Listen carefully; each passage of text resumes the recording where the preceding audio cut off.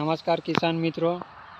क्यों हमें गन्ने की खेती, गन्ने की नर्सरी तैयार करके लगानी चाहिए, उसके पीछे क्या फ़ायदा है, वो मैं आपको आज दिखाना चाहता हूँ।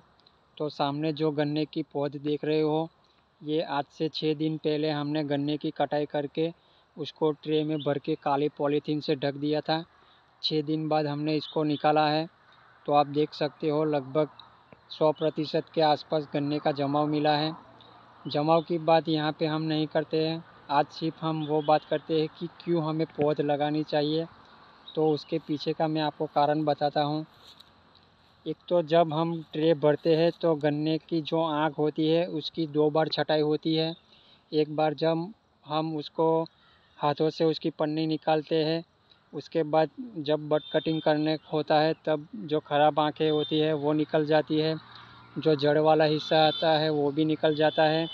और उसके बाद जब जर्मिनेशन होता है तब भी गन्ने की जो आँख होती है उसकी छटाई होती है। तो जैसा अभी आप यहाँ पे देख सकते हो, ये जो आँख है जमाव तो हुई है लेकिन उसका विकास अच्छे से नहीं हुआ।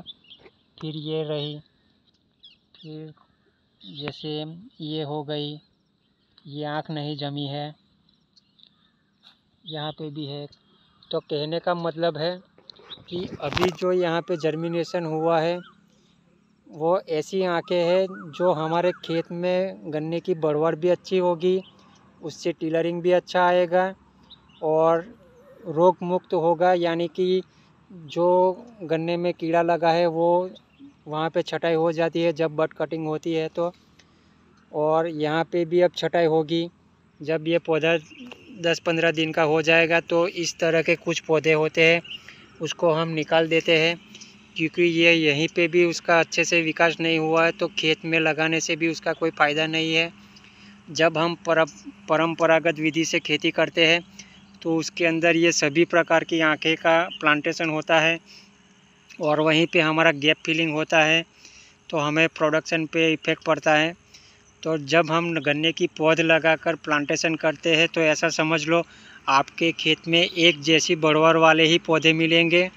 तो आपके पूरे खेत में जो गन्ने की पौध लगाई है वो गन्ने की सारी पौध एक समान उसका बढ़वाड़ होगा। तो ये फ़ायदा होता है।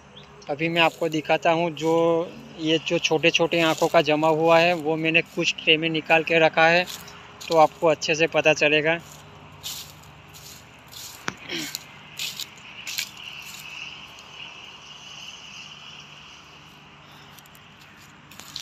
अभी आप यहाँ पे देख सकते हो, जो मैंने अभी छोटी छोटी आँखों का जमा हुआ है वो दिखाया है, वो उसी प्लांट से निकला हुआ ये पौधा है।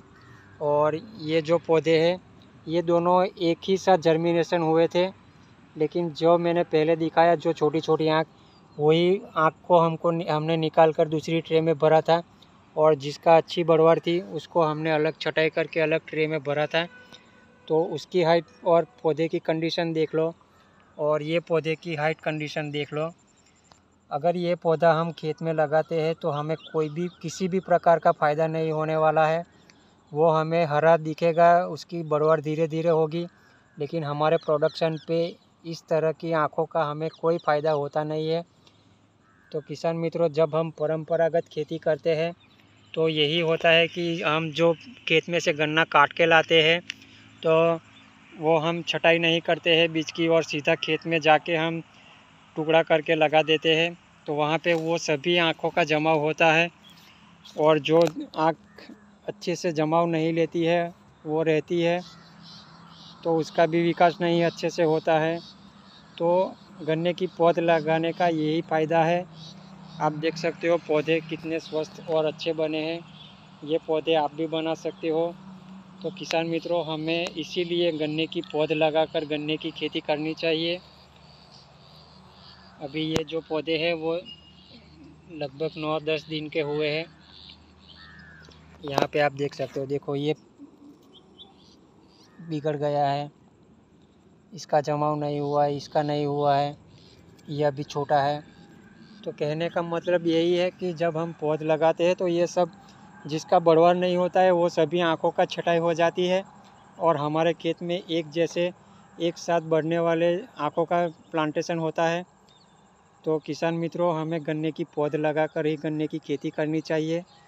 कई किसान मित्रों को डर लगता है कि गन्ने की पौध महंगी पड़ती है या उसके अंदर से टिलरिंग नहीं आता है, लेकिन आप धीरे धीरे कुछ आधे हिस्से में लगाकर ट्राई करो। जब तक आप लगाओगे नहीं तब तक आपको खुद पता नहीं चलेगा। तो धीरे धीरे शुरुआत करो, खुद बनाओ या किसी अच्छी नर्सरी से पौधा लगाकर प्लांटेशन करो, आपको ज़रूर फ़ायदा होगा। जय जवान, जय किसान।